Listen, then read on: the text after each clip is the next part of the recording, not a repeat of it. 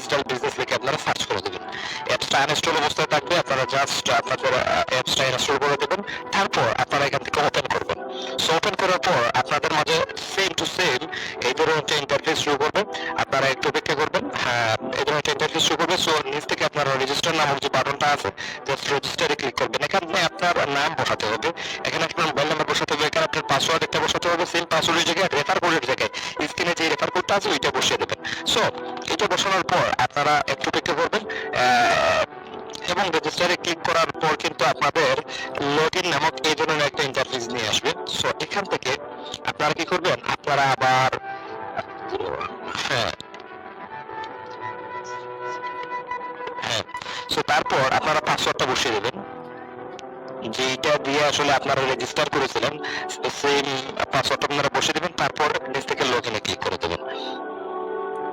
So লগইনে click করার পর আপনাদের মাঝে এখানে আপডেট প্রোফাইল নামে একটা অপশন আসবে।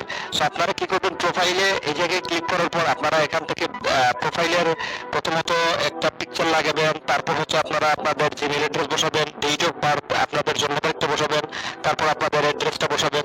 সো এইটা বসানোর পর আপনারা দেখতে পাবেন যে আপনাদের এখানে ভেরিফাই অ্যাকাউন্ট নামে একটা অপশন চলে আসছে। সো আপনাদের ইনকাম করতে হলে মাস্ট বি কিন্তু অ্যাকাউন্টটা ভেরিফাই করতে হবে।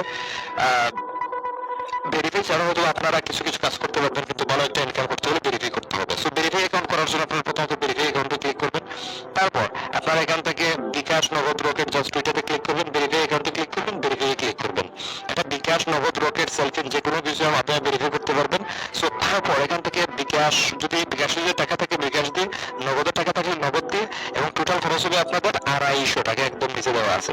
সো তারপর বিকাশটা সিলেক্ট করবেন এবং যেইভাবে আপনারা অন্য অন্য জায়গায় পেমেন্ট করান, যে জাস্ট নাম্বার বসাবেন, নাম্বার একটা কোড যাবে, কোড বসাবেন রেফার কোডের জায়গায়, তারপর পিন নাম্বার জায়গায় পিন নাম্বার বসিয়ে দিলে কিন্তু আপনাদের রেকর্ডটা ভেরিফাই হয়ে যাবে। আশা করি বুঝতে পেরেছেন। এভাবেই আপনারা লাইভ কোডের অ্যাকাউন্টগুলো ভেরিফাই করবেন এবং অ্যাকাউন্টগুলো অ্যাক্টিভ করবেন। ভিডিওতে যদি বুঝতে অসুবিধা হয় অবশ্যই